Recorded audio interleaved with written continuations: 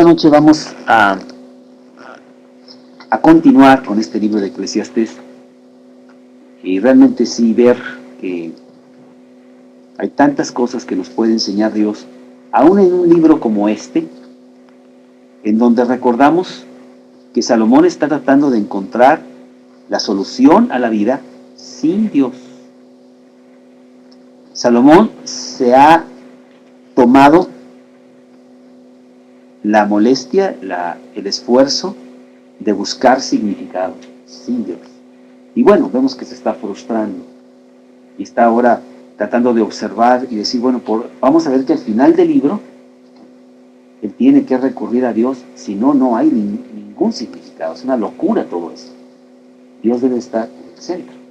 Entonces, pero aún en estos versículos hay tanta sabiduría para nuestra vida diaria, que al pedirle a Dios para aplicarlos, realmente Dios nos da una vida abundante aquí en la tierra, de gran seguridad. Y hoy vamos entonces a ver el resto del capítulo 9.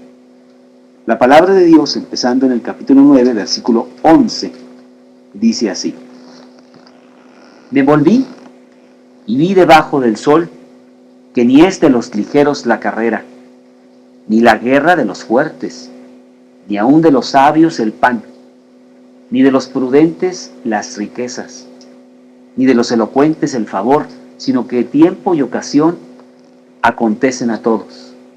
Porque el hombre tampoco conoce su tiempo, como los peces que son presos en la mala red, y como las aves que se enredan en el lazo, así son enlazados los hijos de los hombres en el tiempo malo, cuando cae de repente sobre ellos.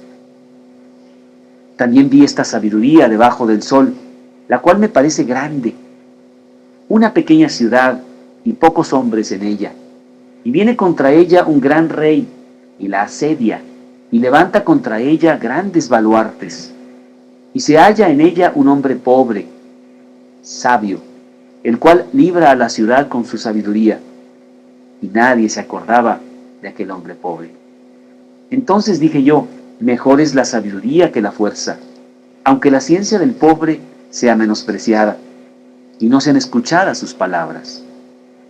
Las palabras del sabio, escuchadas en quietud, son mejores que el clamor del Señor entre los necios.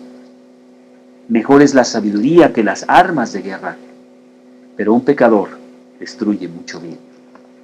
Vamos a tratar de encontrar alguna aplicación importante para nuestra vida en estos versículos que Dios nos da a través del libro de Eclesiastés. Rogelio, ¿nos quieres, por favor, guiar la presentación? Señor, muchas gracias por darnos este privilegio de juntarnos para poder aprender de ti. Muchas gracias por todas las personas que están con un corazón dispuesto, que estamos aquí para aprender y para poder servir. Te pido también que tú guardes a todas las personas que no han podido llegar y que de acuerdo a tu plan, pues en su tiempo vengan, Señor. Te pido que tú guíes mucho a Carlos en este estudio y que nos des entendimiento para poder aprender y para poder servirte y derramar toda esta bondad a otras personas. Te doy gracias y te pido todo esto en el nombre de Cristo Jesús. Amén. Quiero sí decirles que ya tenemos aquí las invitaciones para las pláticas del matrimonio. Lo que la Biblia dice, llévate las que tú quieras. Serán el sábado 8 y domingo 9 de julio a las 8 p.m. en el Hotel Paraíso Radisson, Paraíso Salón A, aquí en Perisur. Que tú agarres las invitaciones que tú quieras agarrar para invitar a las personas. Son muy bonitas. Algunas personas me han preguntado si hay algún costo. En realidad no lo hay.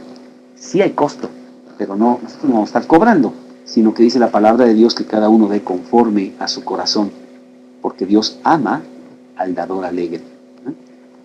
En Eclesiastés, en este pasaje, realmente Salomón continúa lo que ha estado diciendo en los primeros versículos de este capítulo. en donde te acordarás que puso 4 peldaños muy importantes.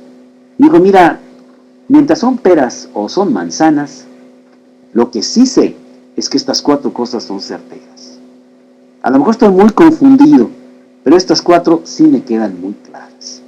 1, la providencia de Dios. Dios hace lo que quiere, cómo quiere, cuando quiere, y nadie lo va a estorbar, ni nadie lo va a parar. 2, la certeza de la muerte. La muerte viene a todos los hombres, por cuanto todos pecaron. Y no hay tampoco ninguna arma contra ella, ni puedes extender el día de la muerte un minuto más. El hombre es malo, y es más, dice Dios, el hombre está loco. Es locura lo que está pasando. Algo muy grave está pasando en nuestro mundo, porque este no fue el diseño original. Está fuera de carril, fuera de órbita. Y la cuarta cosa es que a pesar de todo, el hombre vive por esperanza. Y se agarra de algo. Tiene que tener alguna esperanza. Esperanza en lo que tú quieras, a veces mal. Pero el hombre tiene que tener esperanza. Y Salomón nos dice que qué bueno que nos agarremos de las cosas importantes. Que si todo está en las manos de Dios, pues entonces agárrate de Dios. Y come, y bebe, y gózate de la mujer de tu juventud, y con ella vive la vida intensamente en Dios. Y claro, nos da límites y nos dice, en todo tiempo sean blancos tus vestidos.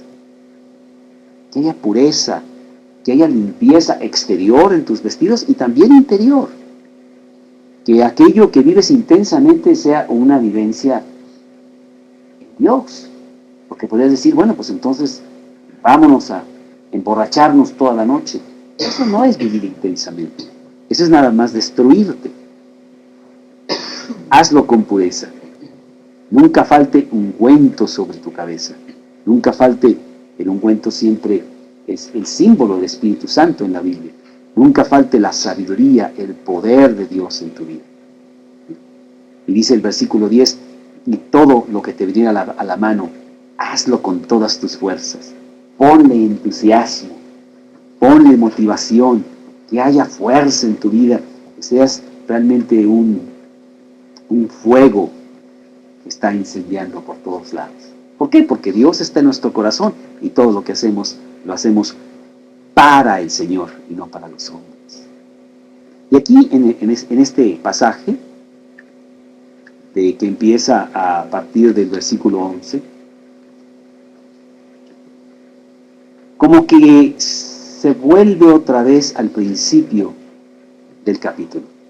En el principio del capítulo, en el versículo 1, se sienta Salomón para hacer un sumario de todo aquello que ha estado diciendo por 8 capítulos, y dice, ciertamente he dado mi corazón a todas estas cosas, para declarar todo esto, que los justos y los sabios y sus obras están en la mano de Dios. Como que eso le ha estado molestando mucho a Salomón, lo ha dicho continuamente a través de todo el libro.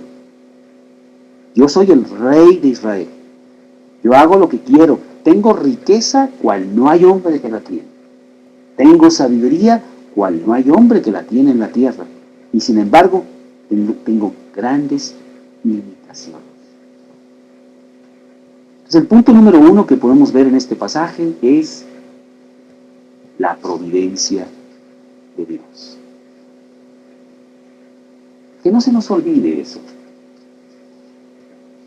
No hay nada de malo en prepararte para lo que tengas que hacer. Pero recuerda que todo está en la mano de Dios. Y con esto nos empieza a decir en este versículo 11, Salomón, cómo vemos en la vida las cosas que están en la mano de Dios. Me volví y vi debajo del sol que ni es de los ligeros la carrera, ni la guerra de los fuertes, ni aun de los sabios el pan, ni de los prudentes la riqueza, ni de los elocuentes el favor. Yo me acuerdo, bueno, las últimas Olimpiadas que hubo, ya no me acuerdo cuándo fueron, el año pasado o X, de esta negrita que estaba ganando todas las medallas, realmente iba muy fuerte, y en la carrera de los 100 metros con vallas, ella iba muy adelante de todos, y tú veías que esta mujer era muy superior a las demás, y sin embargo en la última valla agarró la punta del zapato y se cayó y perdió esa carrera. Ya tenía muchas medallas, total, una menos, pero de todas maneras, oye, se había preparado intensamente para esa carrera. Dice el versículo, no es de los ligeros la carrera. A veces la carrera,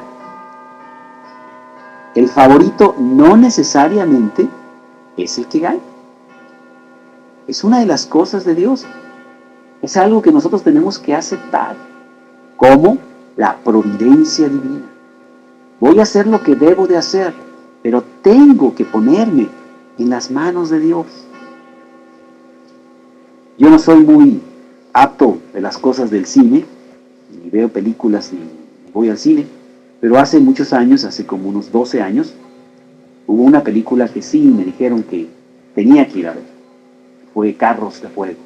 ¿Te acuerdas? Yo la he visto también porque la promovemos mucho.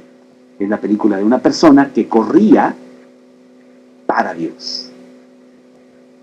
La fuerza que este hombre tenía. Y él después de la carrera siempre ganaba, pero con creces, o sea, con una gran distancia sobre los demás. Había algo en este hombre. Y él quería decirle a los demás por qué corría tanto más que los demás. Entonces él ganaba, le decía, después, 2 horas después de bañarme, esto lo otro, va a una pequeña conferencia, quiero hablar yo, y como era héroe nacional, pues todo el mundo iba. Y les decía, yo quiero decirles que la razón por la que yo corro de esta manera es por mi relación con Dios. Si mis pulmones tienen esta capacidad, si mis piernas tienen esta fuerza, es porque Dios me lo ha dado para su gloria. Y para que yo te diga a ti que tú tienes que correr de esa manera. Porque tú tienes tu carrera. A lo mejor tú no vas a tener una medalla olímpica en los 100 o 400 metros. Pero tu carrera tienes. La carrera de tu trabajo. La carrera de sacar a tus hijos adelante. La carrera de tu salud. La carrera de tu relación con tu esposa, en donde Dios debe estar.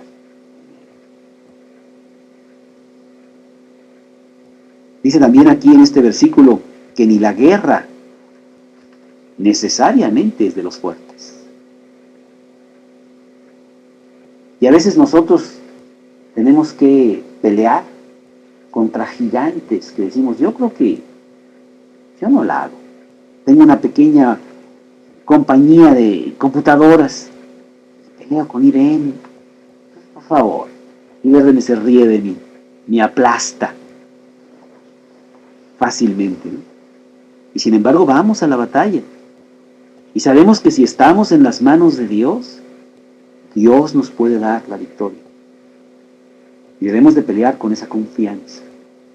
Como el pasaje de 1 Samuel 17. Acá en el Antiguo Testamento. 1 Samuel 17, versículos 46 y 47. Un pasaje precioso, en donde vemos que no necesariamente el fuerte es el que gana.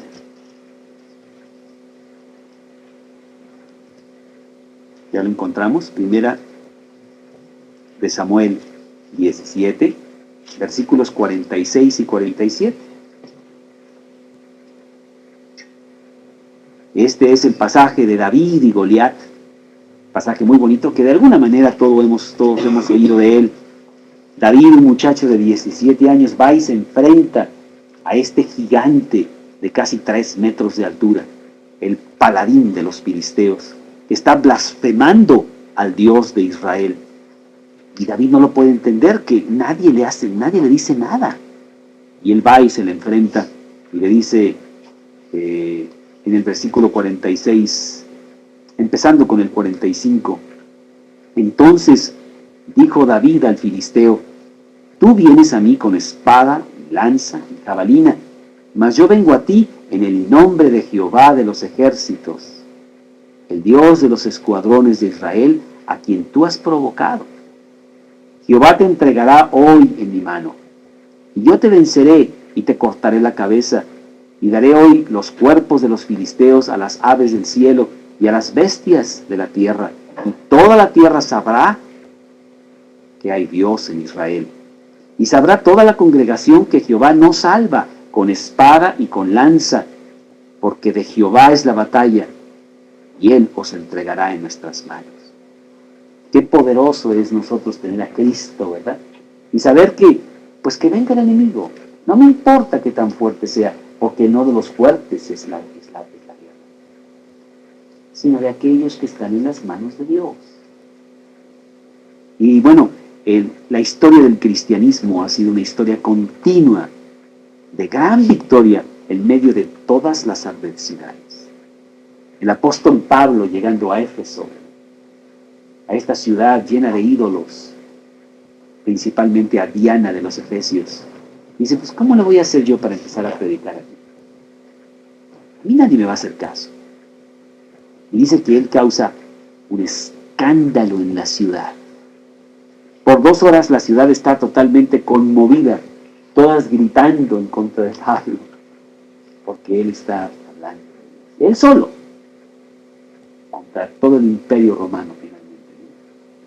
Bueno, tanto mal le causó el imperio romano que tuvieron que apresarlo y decían, mátalo, porque ya no podemos con este tipo. No vamos a poder parar. Sin ejército, sin libros, sin dinero, sin poder, con el poder de Dios. Eso es lo que somos nosotros. En las manos de Dios, cuántas cosas puede hacer Dios en la vida de un hombre. Esta tarde estaba leyendo la vida de un señor que se llamó Juan Knox, un predicador de los tiempos de Isabel I, siglo XVII, 1600 y pico, allá en Escocia. Bueno, el Señor incendió toda Inglaterra. El tipo, primero lo querían matar, después lo metieron a la cárcel, después se lo mandaron a exilio. Ya no sabían qué hacer con él. Isabel I, 50 años reina de Inglaterra con todo el poder, ¿verdad? Le tenía miedo. Ese cuate no me lo traigan, es que me dice mis verdades. Me pone a mí en orden rápidamente. Y tiene el poder. Yo le tengo más miedo a Juan Knox cuando viene a hablar de parte de Dios que a toda la armada invencible de España. Porque este hombre es sobrenatural. Ahí está, lo pintan como un flaquito ahí, ¿verdad? Y que no dabas un 5 por él. Pero que no empezara a hablar. Porque entonces este hombre era poderoso en las Escrituras. Dice la palabra de Dios, continúa aquí Salomón en este versículo 11 y dice, ni aun de los sabios es el pan. Bueno, sabemos que muchos sabios no comen, aunque tienen gran sabiduría.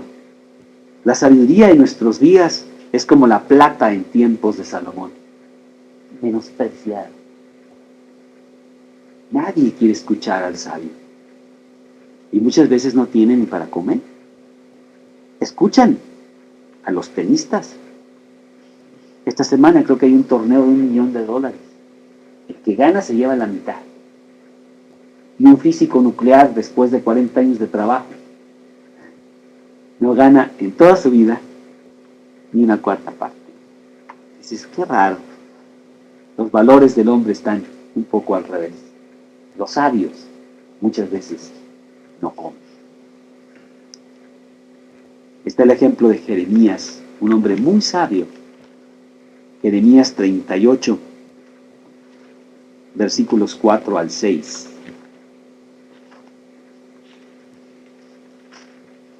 Jeremías 38, 4 al 6.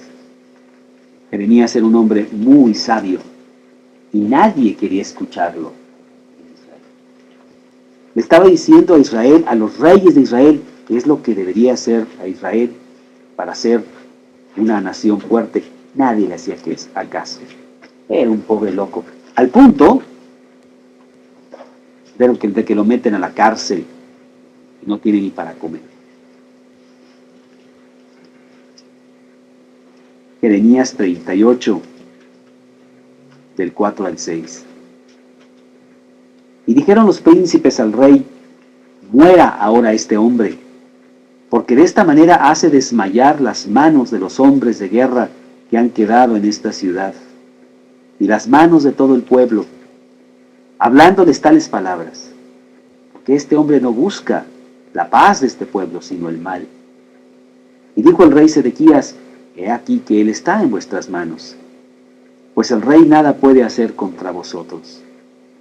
Entonces tomaron ellos a Jeremías y lo hicieron echar en una cisterna, en la cisterna de Malquías, hijo de Amelec, que estaba en el patio de la cárcel, y metieron a Jeremías con sogas, y en la cisterna no había agua, sino cieno, y se hundió Jeremías en el cieno. Ahí es donde a veces terminan los sabios, las personas que realmente hablan las palabras de verdad. Y el ejemplo más grande es el Señor Jesucristo, que nos dio palabras maravillosas en donde la gente estaba atónita, escuchando como ningún hombre había hablado. Y sin embargo lo agarraron y lo mataron. Cállalo. Nos está diciendo demasiadas cosas muy sabias. Nos gusta más la necedad. Salomón continúa y nos dice, porque son 5 las ilustraciones que nos da de la providencia de Dios. No es de los prudentes las riquezas. Hay pobres sabios y hay ricos tontos. ¿Cómo encontramos en nuestros días gente que tiene tanto dinero, pero no tiene sabiduría? Y hay gente sabia, muy sabia, que no tiene nada de riquezas, nunca las tendrá. Lucas 12, 20.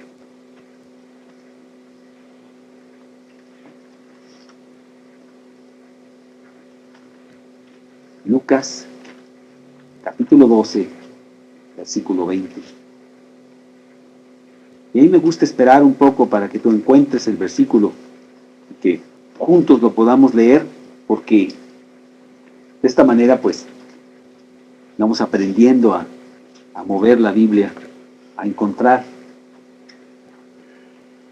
estas joyas de Dios. Lucas 20, 12. Perdón, Lucas 12, 20. Lucas 12. Pero Dios le dijo necio a este rico que tenía tanto dinero: necio, esta noche vienen a pedirte tu alma, y lo que has provisto, ¿de quién será? Así es el que se hace para sí tesoro y no es rico para con Dios.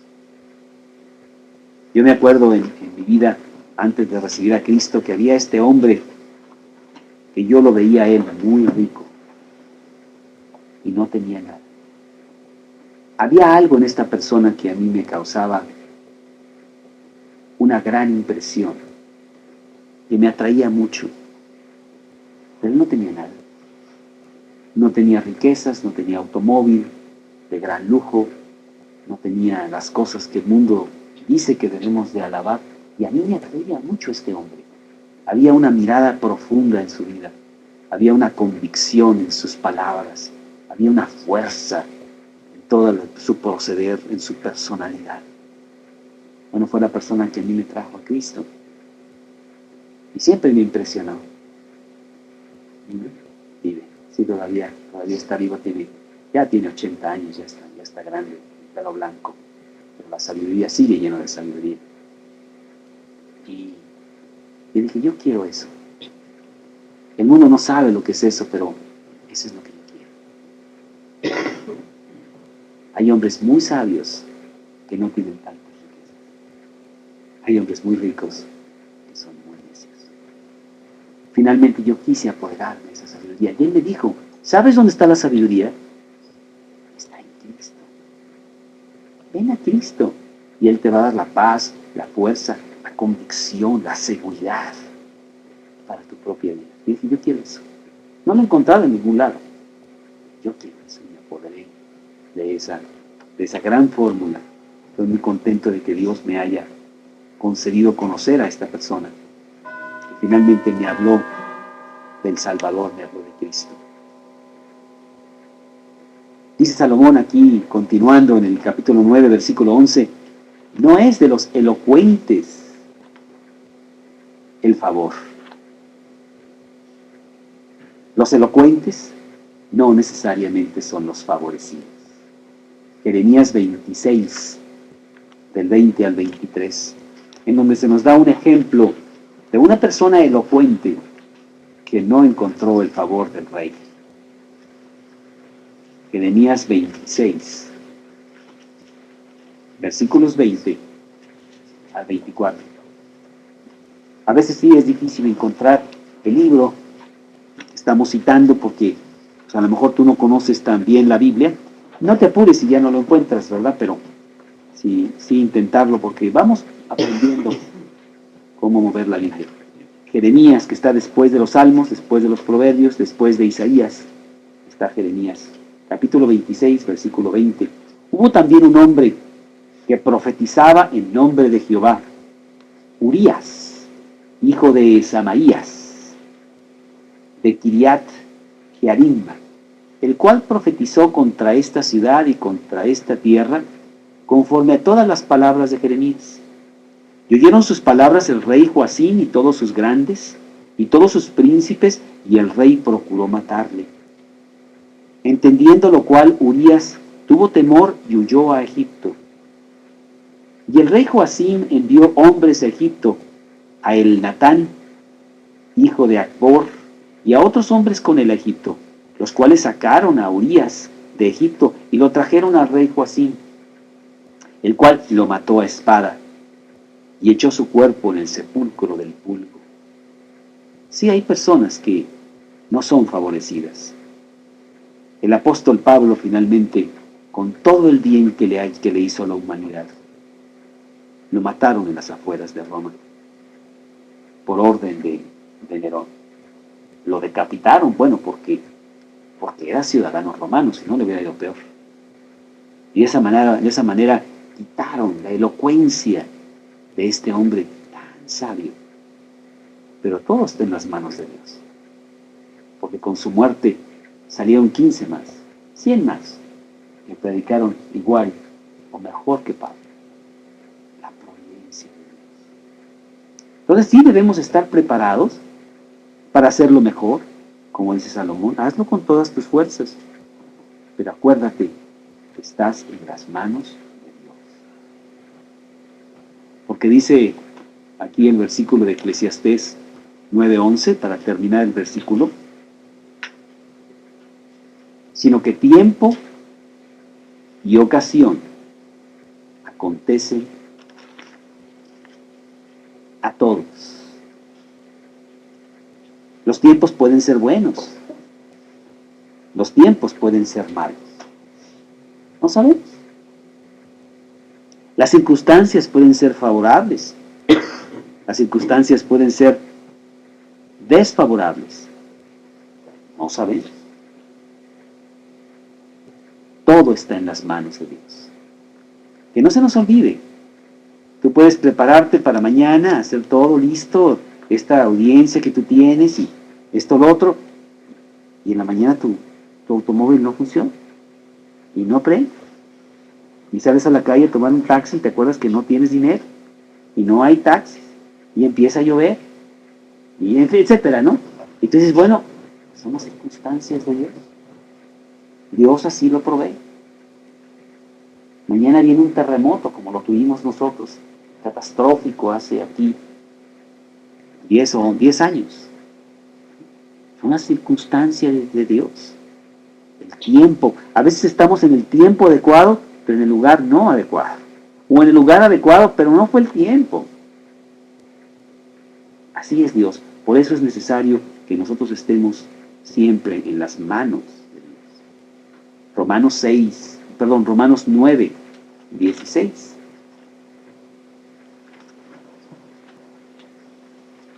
Romanos 9, 16. Romanos, acá en el Nuevo Testamento, después del Evangelio de Juan, el libro de Hechos, encontramos a Romanos, un libro muy, muy bonito. Romanos, capítulo 9, versículo 16. Así que no depende del que quiere, ni del que corre, sino de Dios que tiene misericordia. Qué sabio es que nosotros nos pongamos en las manos de Dios. Por eso estamos viniendo a estos estudios. Por eso tenemos una Biblia en la mano. Por eso diariamente nos ponemos en las manos de Dios. Señor, yo quiero que tú seas mi Salvador en este día. Me vas a salvar de muchas catástrofes que hay por ahí. Iré caminando por la calle y se caerá una piedra. Iré cruzando la calle y vendrá un automóvil que no tiene frenos y no se va a parar. Y tú me protegerás. Y si no me proteges, también será de tu mano. Todo lo que suceda está en tus manos y yo me encomiendo a ti. Haré lo que yo tenga que hacer, pero primero que nada, lo más importante de mi vida es estar bien contigo. Por eso dice Mateo 6:33, buscad primeramente el reino de Dios y su justicia, y todo lo demás os será añadido.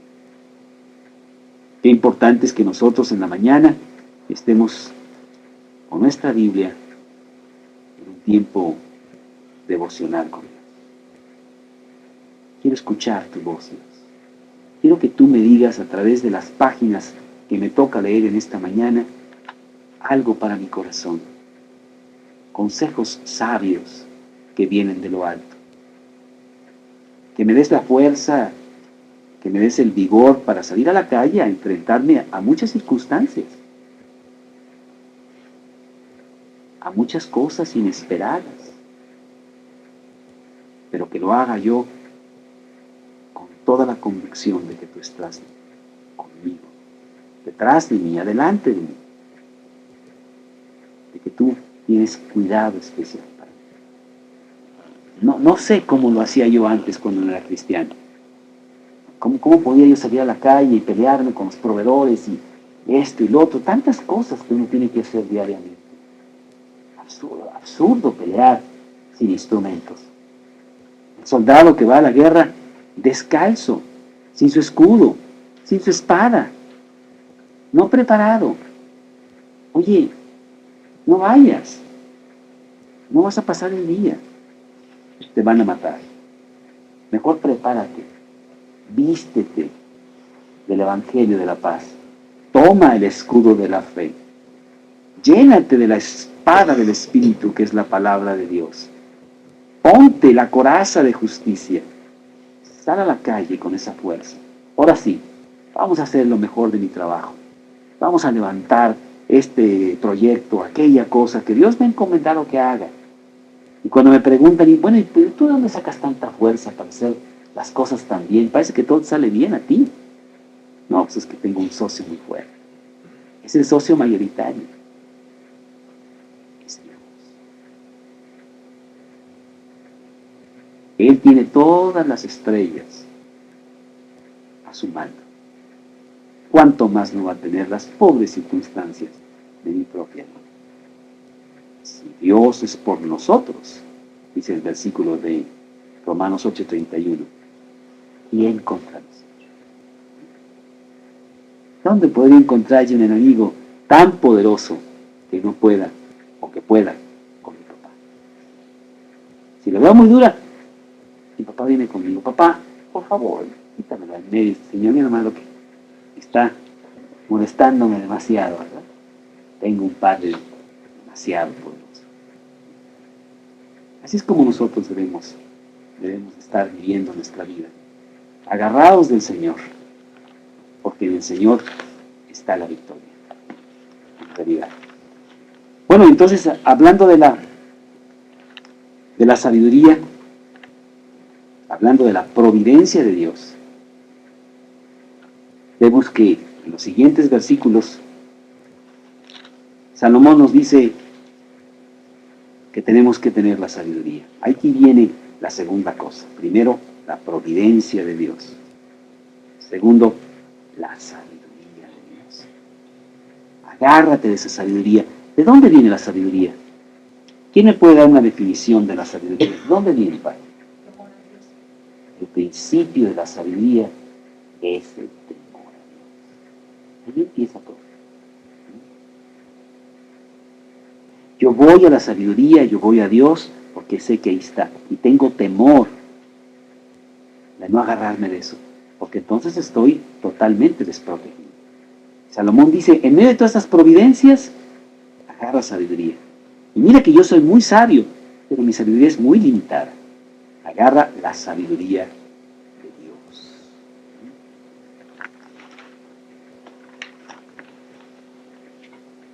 Siempre será mejor recurrir a la sabiduría que a la necedad. No, ya lo había dicho Salomón, Eclesiastés 2, versículo 13.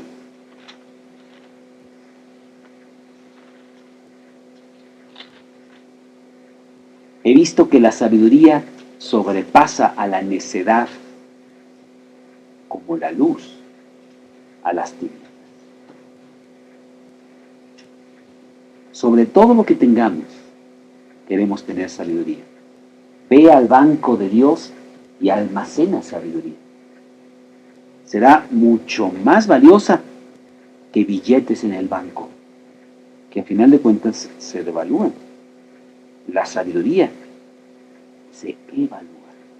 En los momentos críticos de tu vida, será la sabiduría la que te saca adelante, no tu dinero.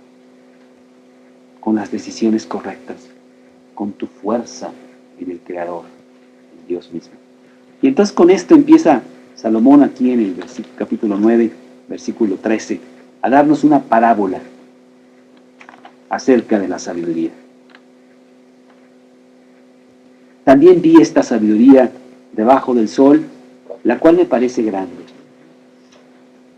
Una pequeña ciudad y pocos hombres en ella. Y viene contra ella un gran rey, y la asedia, y levanta contra ella grandes baluartes. Estoy seguro que te ha tocado esa situación. Una pequeña vida perdida en la Ciudad de México. Un hombre insignificante que la mayoría, nadie conoce su nombre. Ahí ando yo flotando en la ciudad de 20 millones de habitantes. Y de repente viene la tormenta. Vienen dificultades muy difíciles, financieras, de salud, cuestiones críticas a mi vida. Viene una verdadera tormenta. ¿Y qué hago si no tengo sabiduría? Recurro a Dios, pero qué triste es recurrir a Dios durante la prueba. No es el momento de aprender a nadar cuando está el ciclón. Hay que aprender a nadar en la alberca, en lo bajito, en un sábado de la mañana, con instructor y salvavidas. Pero no durante el ciclón, con olas de 20 metros. Ese no es el momento de aprender a nadar. ¿Y cuánta gente lo intenta, ¿no? Y me dice, no, vengo a las pláticas, es que tengo unas broncas. Oye, pero no has venido. Sí, yo sé que por 2 años me han dicho, pero es que ahora sí quiero. Sí, pero a lo mejor ya ahorita está peor que nunca. No es el momento. El momento es ahorita, aquí, sentado en la sala, tranquilo, apuntar, prepararte, para cuando venga la noticia del doctor dentro de 13 años, o 5 años, o 10 años, de que tenemos cáncer, de que se muere nuestro hijo, de que la situación financiera se derrumbó. Ahorita es la preparación. En esta ciudad, dice, se halla un hombre pobre, sabio, el cual libra a la ciudad con su sabiduría. Y nadie se acordaba de aquel hombre pobre. Génesis 40:23. Realmente cuánta ingratitud hay en el hombre cuando finalmente nosotros salimos de la prueba. Génesis 40:23, el primer libro de la Biblia. Génesis 40:23.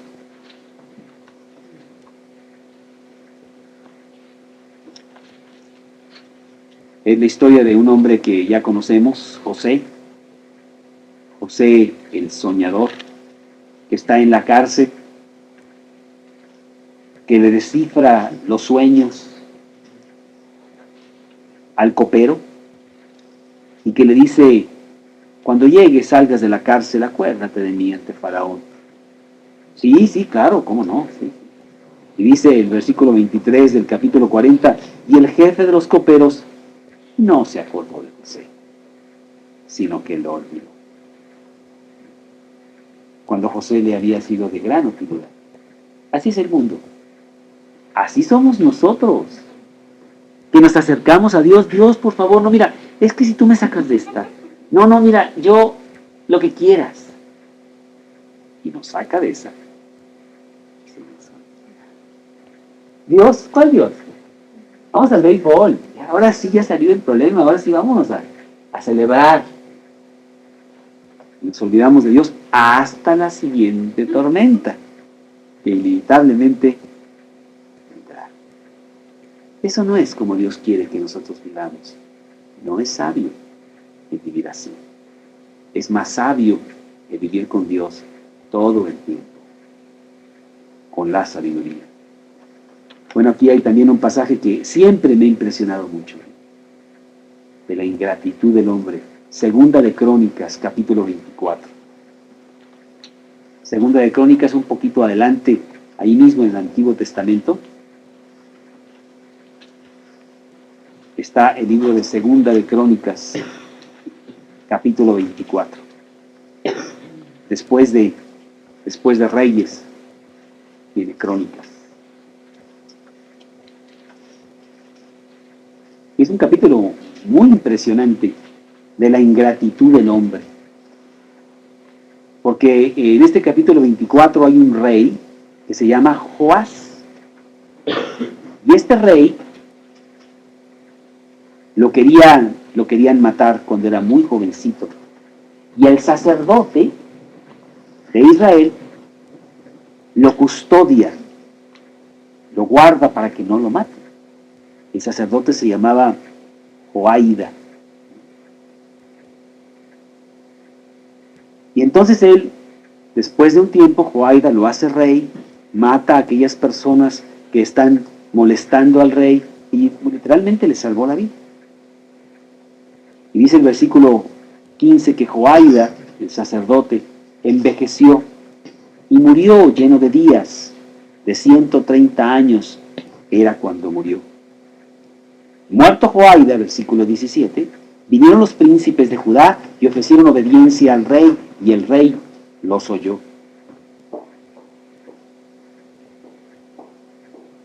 Y desampararon la casa de Jehová, el Dios de sus padres, y sirvieron a los símbolos de acera, a las imágenes esculpidas, y la ira de Dios vino sobre Judá y Jerusalén por su pecado. O sea, el rey se apartó de lo que había aprendido del sacerdote. Pero fíjate, este pasaje es muy impresionante. Dice el versículo 20, entonces el Espíritu de Dios vino sobre Zacarías, el hijo del sacerdote Joaida. Y puesto en pie, donde estaba más alto que el pueblo, les dijo: así ha dicho Dios, ¿por qué quebrantáis los mandamientos de Jehová? No os vendrá bien por esto, porque por haber dejado a Jehová, él también os abandonará. Pero ellos hicieron conspiración contra él y por mandato del rey lo apedrearon hasta matarlo en el patio de la casa de Jehová. Así el rey Joás no se acordó de la misericordia que Joaida, padre de Zacarías, había hecho con él. Antes mató a su hijo, quien dijo al morir: Jehová lo vea, y lo demandó. Qué ingratos somos nosotros cuando tantas cosas hemos recibido.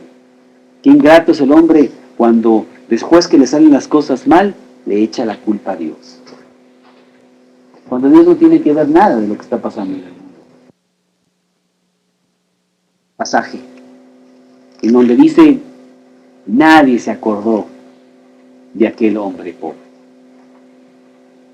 Versículo 16. Entonces dije yo: mejor es la sabiduría que la fuerza, aunque la ciencia del pobre sea menospreciada y no sean escuchadas sus palabras.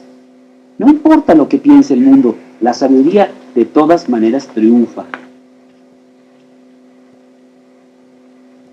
Aunque la menospreciemos, aunque la ridiculicemos, va a triunfar. ¿Te acuerdas cuando Jesús mismo andaba por las calles predicando? Decían ahí en Marcos capítulo 6, versículos 2 y 3. Marcos capítulo 6, versículos 2 y 3.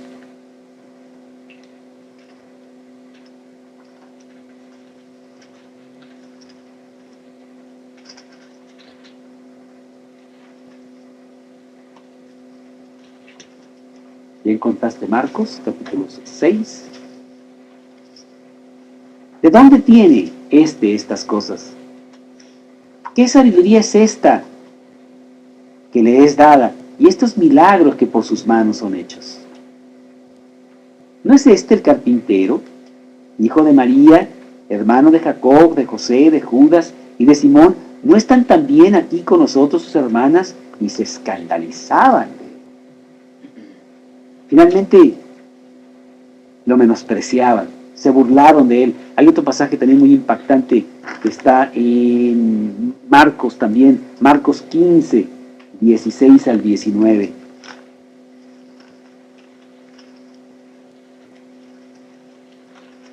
Marcos 15, 16 al 19. Entonces los soldados le llevaron dentro del atrio, esto es al pretorio, y convocaron a toda la compañía, y le vistieron de púrpura, y poniéndole una corona tejida de espinas, comenzaron luego a saludarle: salve, rey de los judíos. Y le golpeaban en la cabeza con una caña, y le escupían, y puestos de rodilla, le hacían reverencias. Se burlaban de él, ¿verdad? Fíjate, se burlaban del Dios del universo, de Dios mismo. Así es, la ciencia no es apreciada en estos días, nunca ha sido apreciada. Y no sabemos que ahí está el secreto de la vida. Por eso dice Salomón acá, otra vez regresando al capítulo 9, versículo 16: mejor es la sabiduría que la fuerza. Aunque no sean escuchadas sus palabras.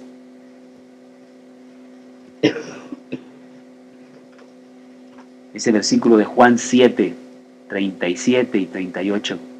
No lo busques, lo voy a citar yo.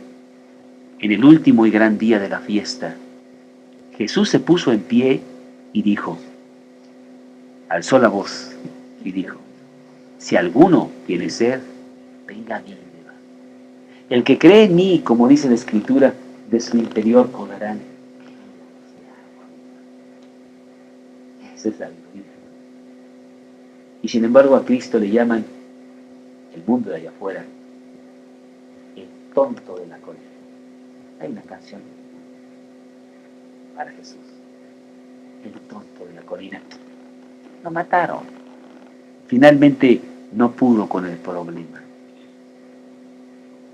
no entienden que ahí está la sabiduría, inclusive en su muerte, porque con su muerte nosotros obtuvimos la salvación y con su resurrección toda la victoria. Bueno, aquí Salomón habló de la providencia de Dios y habló de la sabiduría y llega a la conclusión en los dos últimos versículos. Dice el versículo 17 y 18 son su conclusión. Las palabras del sabio, escuchadas en quietud, son mejores que el clamor del Señor entre los necios. Es mejor que tú vayas a una reunión como esta y escuches palabras de gran sabiduría, a que te vayas a la gran fiesta con grandes luces y bueno, y la orquesta y tanto lujo y cuanto y griterío, pero ahí no hay nada. ¿Cómo se llena nuestro corazón cuando venimos a las pláticas? Cuando escuchamos la sabiduría de Dios, cuando nuestro corazón come del Espíritu de Dios. Y vamos a la fiesta aquella y salimos peor de como entramos, vacíos, hastiados, desvelados y hasta con dolor de cabeza. Si no es que también quebrados, porque gastamos mucho dinero ahí en ese lugar, ¿verdad? Nada. ¿Sí? Es mejor estar escuchando las cosas en quietud. Es mejor estar con Jesús a sus pies, dice María, escuchando su palabra. ¿Te acuerdas cuando Marta y María venían, recibían a Jesús en su casa? Y Marta se ponía a sus pies a escuchar su palabra. Cuéntame, llena mi corazón de todas estas verdades. Que estar en la casa de Herodes, en una fiesta suntuosa y vacía. ¿No? Sí. Y dice el versículo 18, mejor es la sabiduría que las armas de guerra. Jeremías 9, 23 y 24, un versículo muy bonito que sí quiero que lo veamos. Mejor es la sabiduría que las armas de guerra. Jeremías 9, 23 y 24. A lo mejor ya lo leíste tú, ya lo encontraste en la Biblia. Muy bonitos versículos. Jeremías 9, 23 y 24. ¿Lo encontraste? ¿No? Jeremías 9, 23 y 24. Así dijo Jehová: no se alabe el sabio en su sabiduría, ni en su valentía se alabe el valiente, ni el rico se alabe en sus riquezas. Mas alábese en esto el que se hubiere de alabar, en entenderme y conocerme, que yo soy Jehová, que hago misericordia, juicio y justicia en la tierra, porque estas cosas quiero, dice Jehová. Esa es sabiduría de Dios, ¿no? O el otro versículo de Zacarías, capítulo 4, versículo 6. Y Zacarías sí, a lo mejor te va a ser un poquito difícil encontrarlo. Está el libro anterior al Nuevo Testamento. Está Zacarías 4, 6. En el Antiguo Testamento, al terminar está Malaquías y anteriormente está Zacarías, hacia atrás. Hacia atrás, ¿verdad? 4, versículo 6. Zacarías 4, versículo 6. Muy bonito también versículo. Hay hasta una canción cristiana muy bonita acerca de este versículo. Entonces respondió y me habló diciendo: esta es palabra de Jehová a Zorobabel, al gobernador que había en esos tiempos, que dice: no con ejército ni con fuerza, sino con mi espíritu, ha dicho Jehová de los ejércitos. ¿Sabes cuántas veces sale la cita de Dios como Jehová de los ejércitos? Cientos de veces. Jehová de las batallas. Jehová que trae la victoria con sabiduría, no con armas. Es la sabiduría la que gana. Por eso es mejor tener los valores eternos que tener los valores del mundo. Los primeros son callados y trascendentes. Los segundos son glamorosos, pero efímeros, se van muy rápidamente. Primera de Juan 2:17. Y no sé si alguien de aquí se sabe ese versículo. Primera de Juan 2:17. Seguro que sí. Desde el 15 a lo mejor te lo sabes, pero el 17 es la conclusión. ¿Sí? ¿No? A ver, ¿alguien?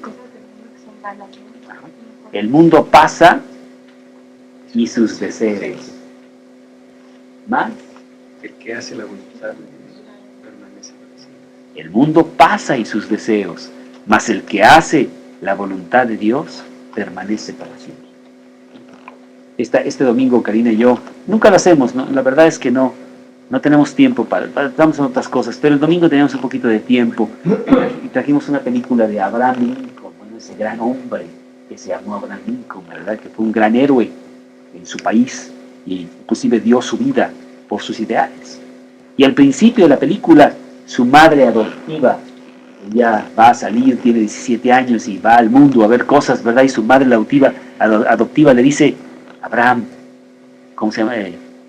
Abraham Lincoln, Abraham, acuérdate toda tu vida de lo que dice la palabra de Dios. El mundo pasa y sus deseos, pero el que hace la voluntad de Dios permanece para siempre. Qué poderoso, ¿verdad? Qué grande versículo.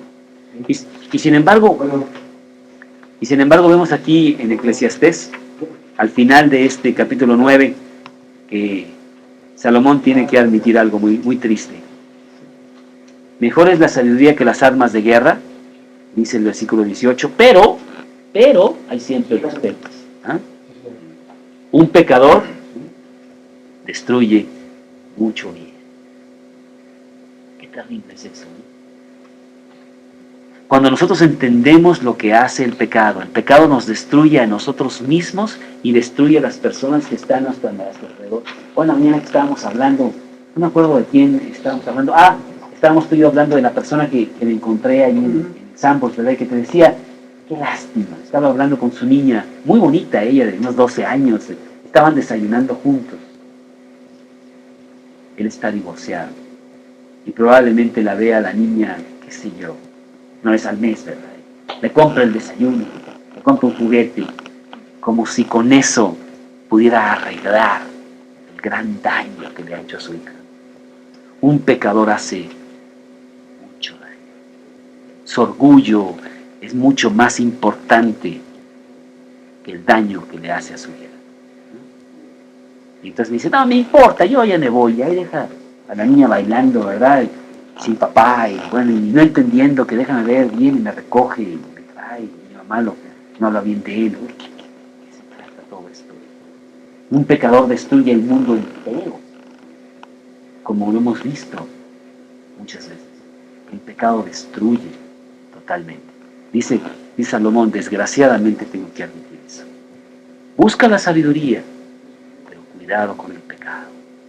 Agárrate de Dios, búscalo con toda tu fuerza, no te apartes de Él, en la mañana, en la noche, lee la Biblia, agárrate de Dios.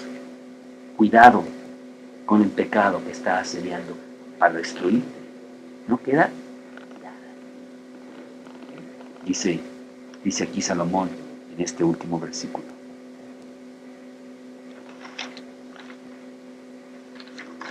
Ahí Pablo, en su última carta a Timoteo, segunda de Timoteo, para terminar, segunda de Timoteo, capítulo 4, versículos 14 y 15, le dice a Timoteo algo muy triste. Dice, Alejandro el calderero me ha causado muchos males. El Señor le pague conforme a sus hechos.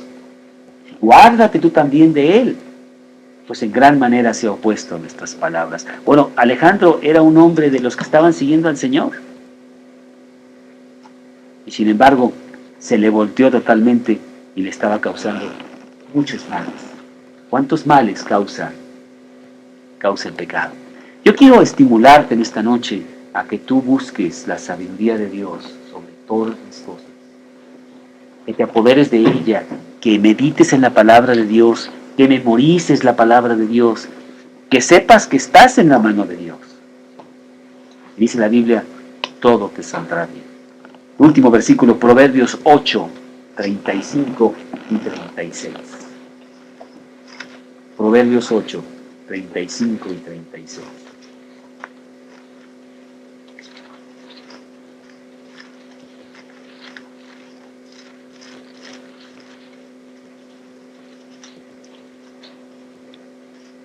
Dice la sabiduría, el que me halle, hallará la vida y alcanzará el favor de Jehová. El que peca contra mí, defrauda su alma. Todos los que me aborrecen aman la muerte. ¿Y cómo me apodero de esa sabiduría? ¿Cómo puedo yo estar lleno de Dios? Dice la palabra de Dios que yo tengo que humillarme ante Él y ponerme totalmente a su comando. Que sea el Salvador y dueño de mi vida. Dios no es un ayudador, ¿eh? Dios no es aquel que yo hago mi vida con lo que yo quiero y le pido que me ayude cuando me meto en problemas. Ese no es Dios. Dios dice, entrégame tu vida.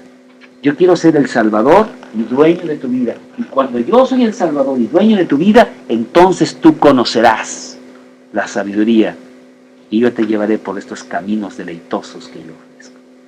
No antes.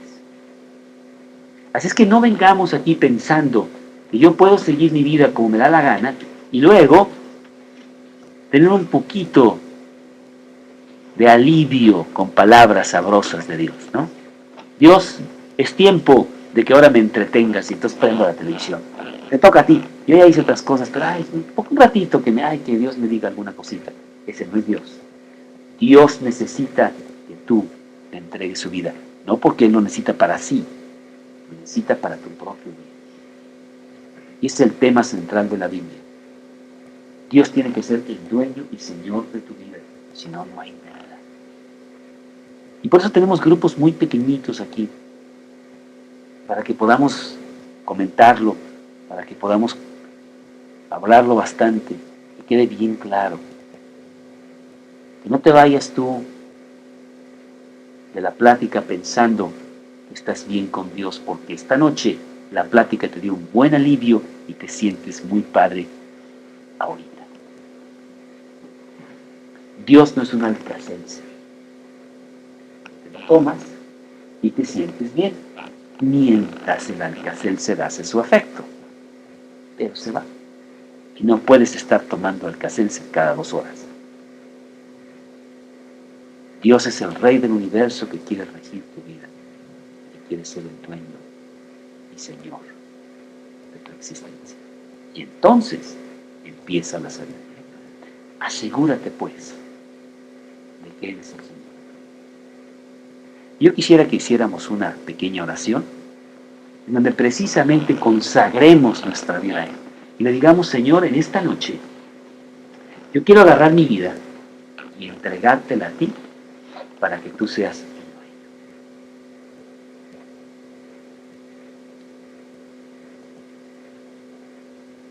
Señor, yo conozco mis debilidades. Yo sé que yo soy un pecador.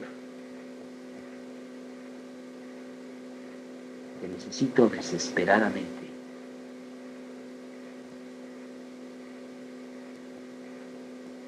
Para que tú seas el Rey de mi vida.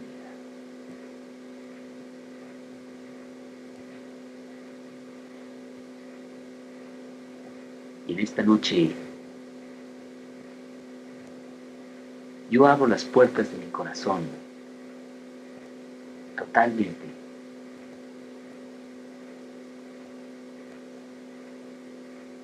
para que tú entres y te apoderes de todo lo que soy, de todo lo que tengo, de mis deseos, de mis anhelos, de mis sueños, de mis derrotas, de mis temores.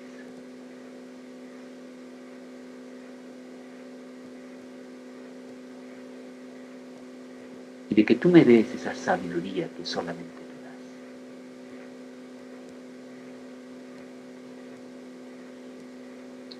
Y con ello la vida eterna,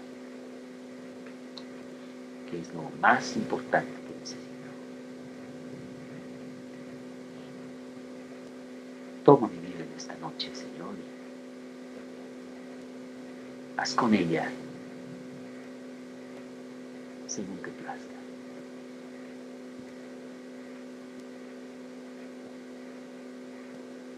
Te lo pido en el nombre de Cristo Jesús.